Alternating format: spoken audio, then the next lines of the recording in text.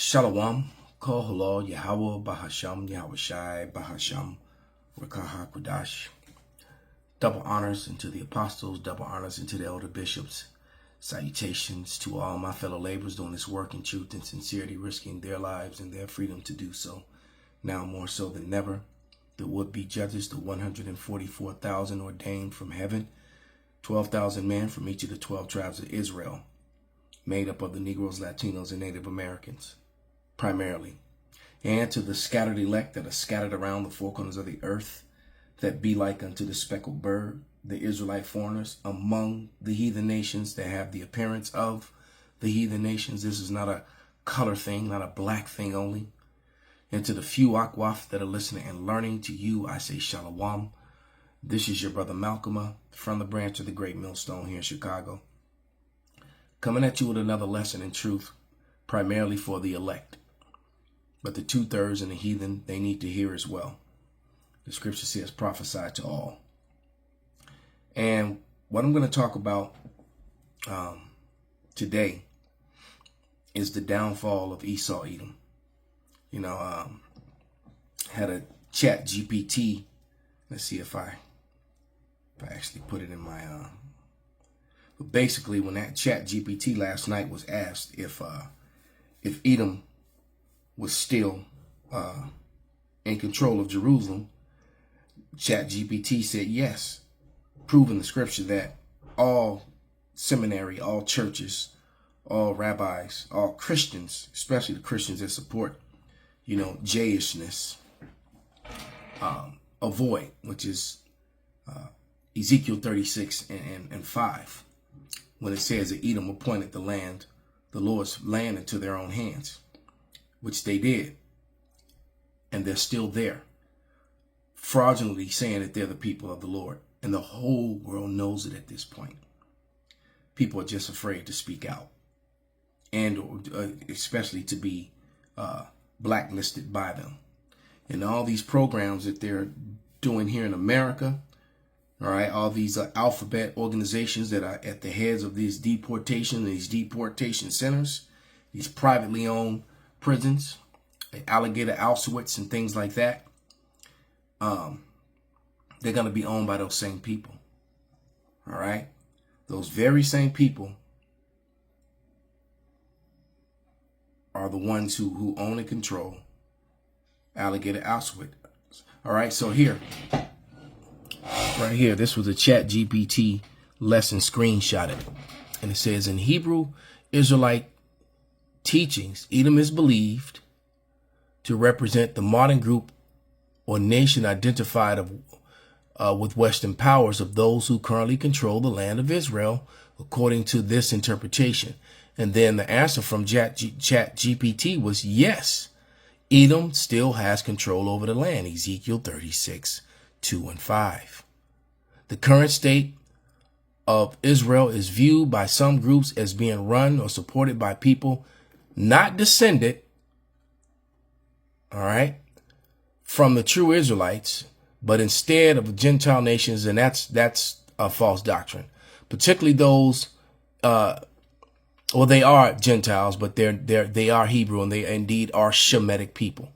All right, particularly identified with Edom, this connects biblical prophecies that Edom would possess the land temporarily, but God would eventually restore it to the Israelites. That's what that's talking about the latter end, the latter days. Edom is in Israel today, and Edom has a complete firm grip over the faculties of government here in the West.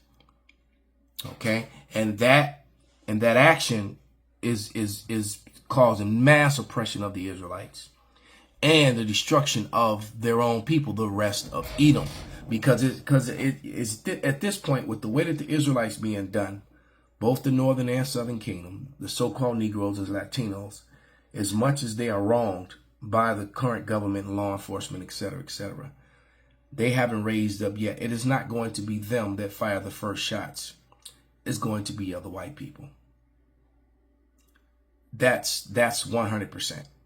And when these Israelites do finally decide to lift up arms or whatever you want to call it, it's going simply to be in survival and self-defense.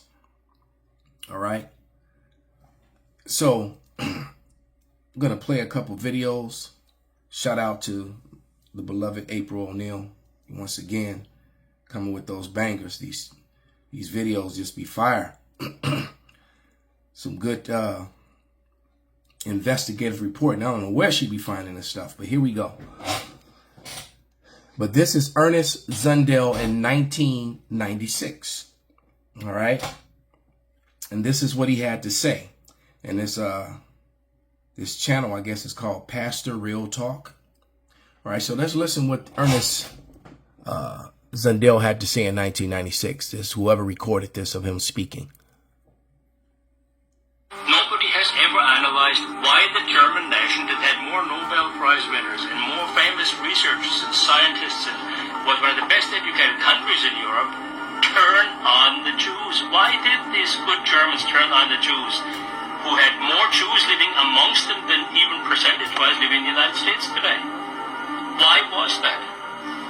Because they displayed the same voracious ethnocentrism, power-grabbing, influence-peddling, buying of politicians, dominating of the public airwaves and the public media in Germany and so on, that they display in the United States. And I'm not much of a prophet, but that much I can say, based on history, that in the United States, mark my word, you will have Weimar conditions, and you'll have solutions to the Weimar conditions that will be very similar to what happened in Germany. The United States is heading in the same direction. And there's only one difference. In the United States, there are enough guns out on the street and enough lawlessness in the public and a revolutionary spirit that founded that republic. This is not Germany, where the only people that had guns were hunters and soldiers and policemen. The United States is armed to the teeth. They have a spirit of revolution in their blood. Their heroes are people who turned against what they call tyranny and foreign occupiers and so on. Yeah, so, you know, that hence the reason why they want to take away gun rights and remove the guns from legal gun owners, et cetera, et cetera. All right, they're not worried, and then they'll try to use, you know, this orchestrated gangbanging situations in the major cities as an excuse to do it. And they're the ones arming these, you know, these factions. You know, we've provided you with plenty of information about gun drop-offs in Chicago, how these young guys end up with all these illegal guns, et cetera, et cetera. And, you know, that whole sort of thing. You know, the prosthetic masks that are worn by law enforcement or whatever Edomite men, you know, that commit crimes, how they'll terminate certain gangbangers and make it look like, you know, the ops did it, the other, and you know, and then sit back and give one side guns or give both side guns and let them do what they do. Right, but nevertheless, it's orchestrated chaos that happens as a result of this. And now that same chaos is aimed toward white America. So let's get a scripture, which is 2 Ezra 6:24, because it's bringing great poverty to all these people. And then, you know, I'm going to play, you know, about maybe 3 or 4 minutes of this video on the screen, which if you haven't looked at it already, the title's on the screen. It says, "White Americans React Regretfully to the White Nebraska Farmers Going Bankrupt for Voting Trump." And this is by, what's his name? Evans from Kenya, Commentaries, okay? That's the name of the video. Okay, but this is 2 Ezra 6:24, and it says, "And at that time shall friends fight one against another like enemies, and the earth shall stand in fear, and those therein, the springs of fountains shall stand still in 3 hours, and they shall not run. Whosoever remaineth from all these," so there's going to be no services, no resources, no water, no food. "Whosoever remaineth from all these that I have told thee shall escape and see my salvation at the end of your world." All right, so we're basically at the end of the world. we're in the beginning stages of Jacob's trouble. And because Jacob's trouble is everyone's trouble. It's not just Jacob. All right. But that's ushering in the end. That ushers in the collapse of societies.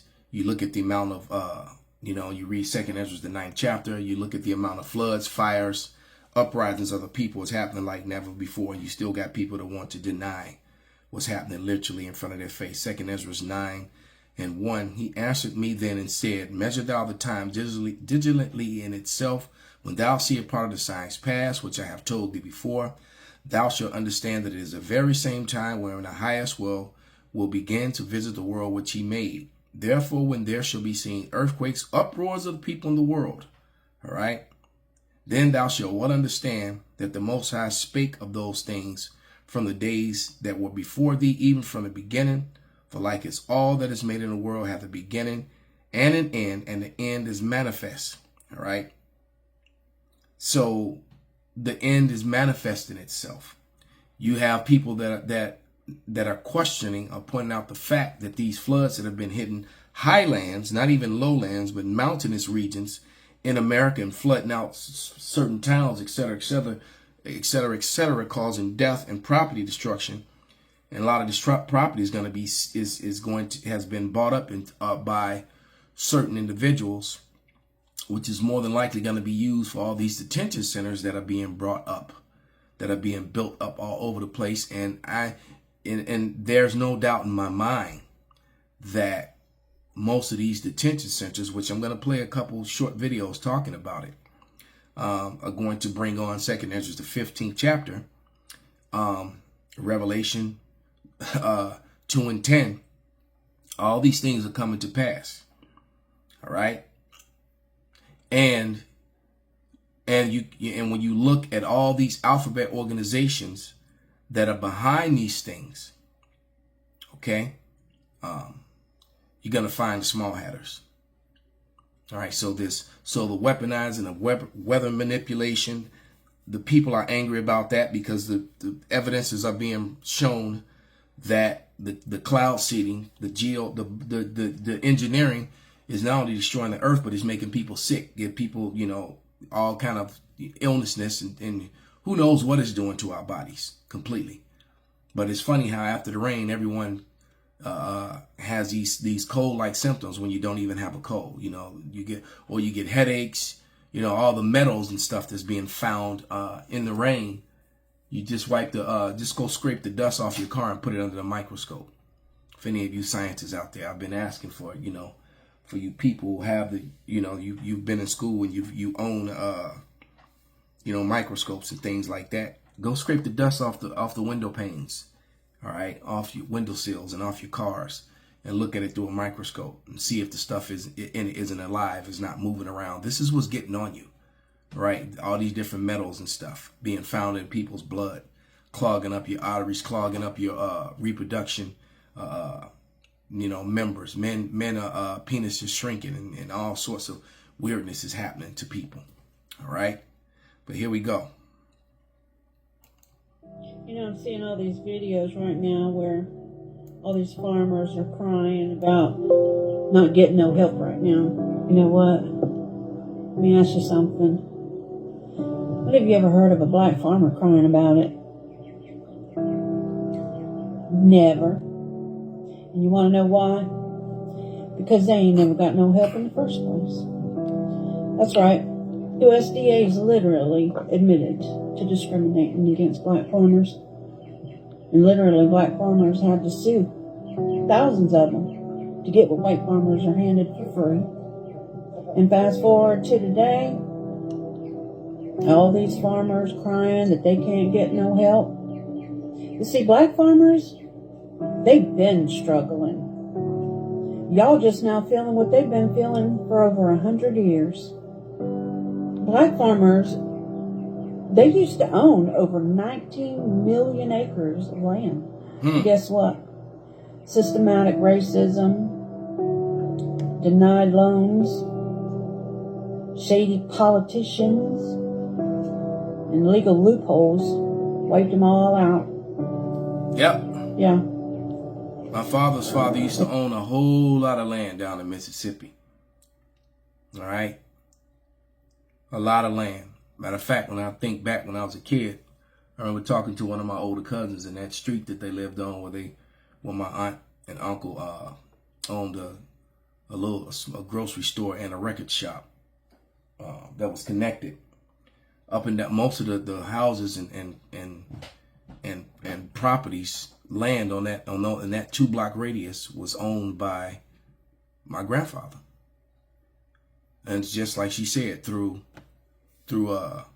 unrighteous decrees. Matter of fact, let's read that.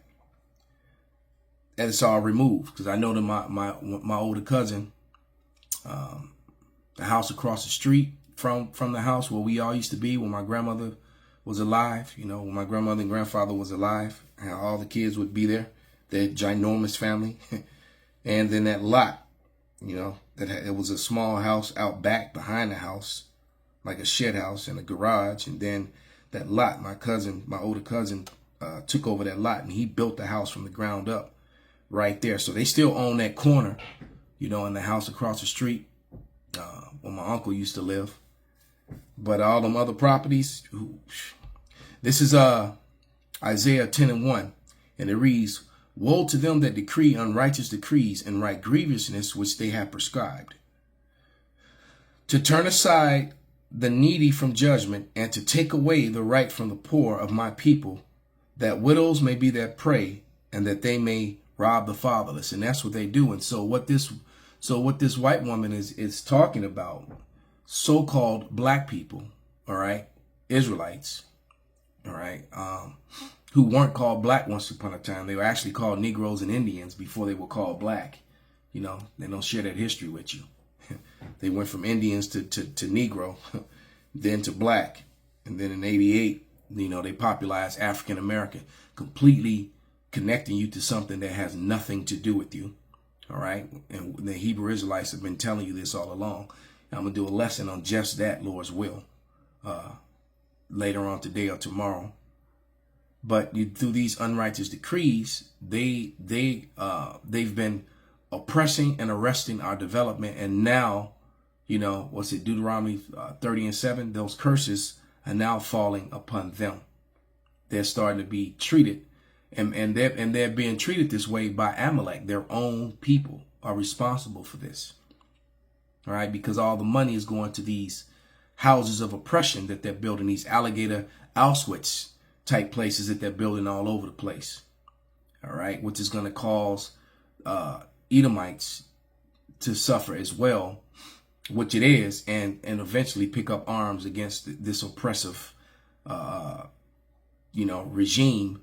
The same thing that happened in Germany against the same people who are perpetrating it, but then play the victim.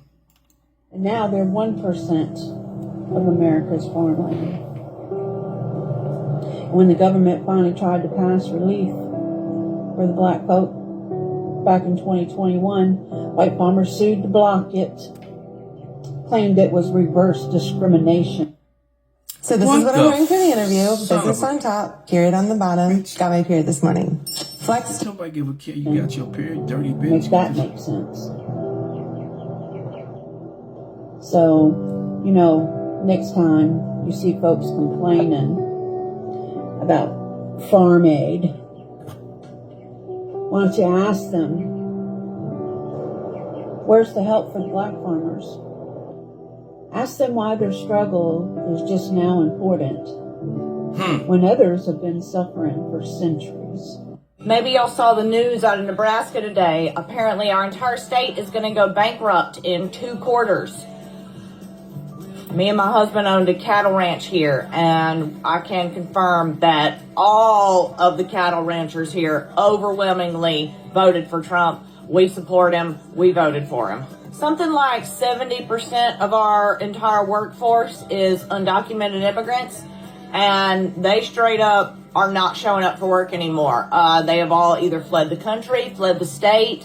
They don't want to get raided while at work, so they have just moved on to work somewhere else. And straight up, we are going to go bankrupt now. We are going to go bankrupt. And we voted. We knew that the immigrants would get deported and he was coming after immigrants, yet we still voted for it. Overwhelmingly voted for our own demise. Stupid. I was talking to my husband last night, and I have to admit that it seems a bit foolish now when you think about it like that we voted for something that is now putting us directly out of business. Yeah, man. That's exactly what they did. This is Deuteronomy 30:7. And Yahweh thy power will put all these curses upon thy enemies and them that hate thee, which persecute thee. So these Edomites are making decisions that's destroying them. The curses are now falling upon them. All right. So, because they're also afraid that many of them will end up in these camps that are being built as well. So let's play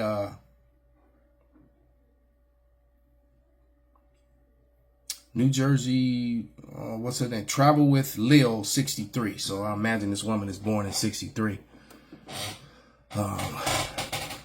So which puts her in her early 60s. All right, but yeah, let's let her speak. So I had a conversation with ChatGPT. So take it or leave it. It's just, I asked some questions. This is their answers, okay? So I wanted to know how many detention centers, aka CC camps, besides Alligator Auschwitz, are they building right now across the United States? And how many are currently in use and how many are planned going forward? Because I've heard about the one in Michigan that I've heard it's opened already. They said, here's a clear snapshot of the current expansion of ICE detention or CC camps in the United States. Currently open and in use. Alligator Auschwitz. In the Everglades in Florida, we all pretty much know about that one, opened July 3rd with a capacity of 5,000 beds. North Lake Processing Center, Baldwin, Michigan, reopened June 16th. And I just now heard about it. Housing up to 1,800 detainees. Housing. Delaney Hall, Newark, New Jersey. Reopened May 2025 under Geo Group, holding 1,000 on the East Coast. California City, California, Core Civic converting a facility into a 2,560-bed ICE center. Under conversion, but already funded. 4 major detention centers active or starting very recently, so planned or under construction. Camp Blanding in Florida, emergency powers used to fast-track another 2,000-bed facility near Jacksonville. Colorado, 6 potential sites. 6. ICE is eyeing 6 decommissioned sites. For example, Walsenburg, Colorado Springs, for repurposing.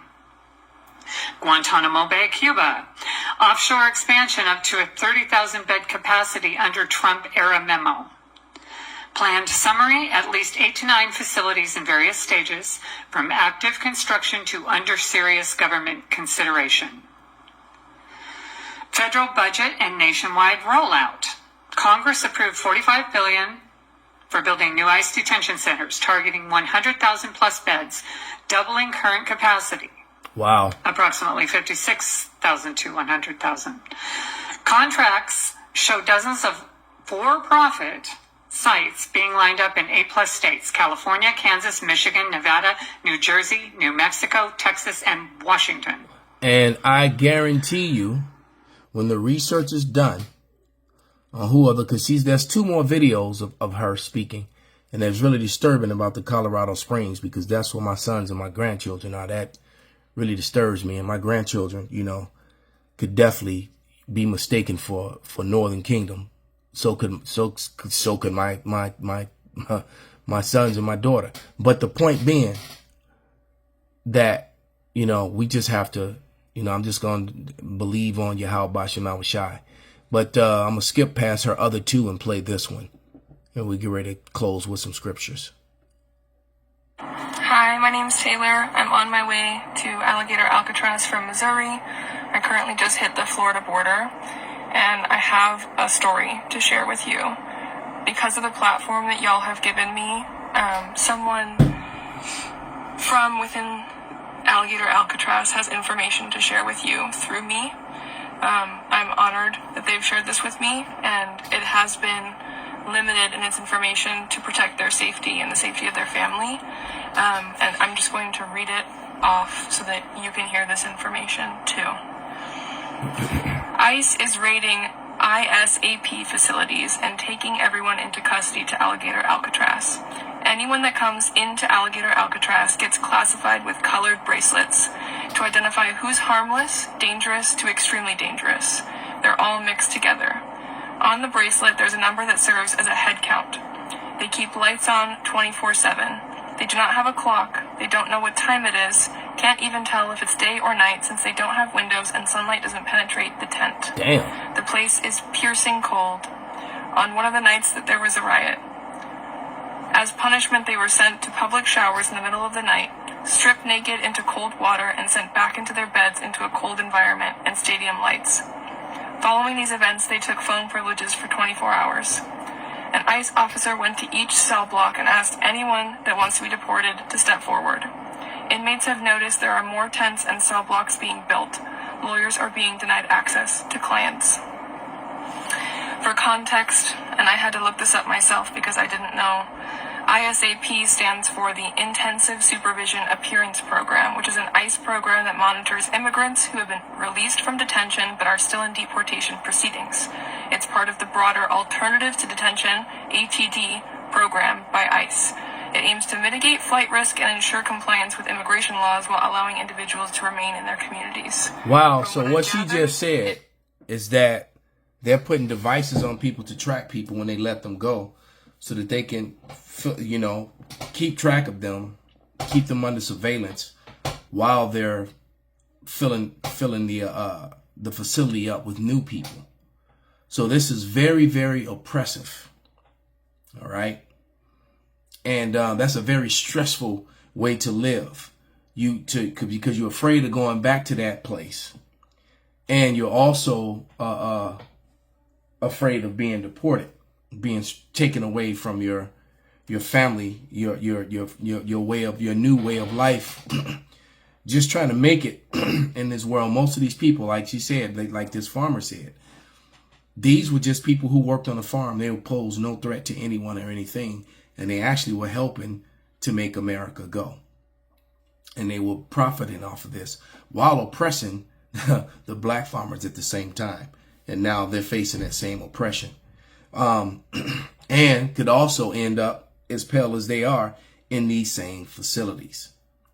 So let's get a couple scriptures of things that are happening as a result of this. Prophecies that are coming to pass. This is Revelation 2:10. All right. Because eventually they're going to come after the men of the Lord. But many of the Israelites, of the 2/3, they're experiencing this already. It says, fear none of these things which thou shalt suffer. Behold, the devil shall cast some of you into prison, that ye may be tried, that ye shall have tribulation 10 days. Be thou faithful unto death, and I will give thee the crown of life. So some of us are going to get locked up and die in those places. You know, they didn't have all those guillotines for nothing. And then it also, with that, they're doing a catch and release. Those people being released are gonna get that mark, that charagma, referring back to Revelation 13. All right, 13th chapter. You know, the MOTB, the mark of the BESAT, that charagma. Okay. Say you wanna work. You want these government subsidies, because all this is going to bring on riots, destruction, and uprising, and they know it. That's why they're militarizing. All right. So, you know, America's heavily armed, but if you don't have armor piercing, you know, and explosives, the Americans don't have that.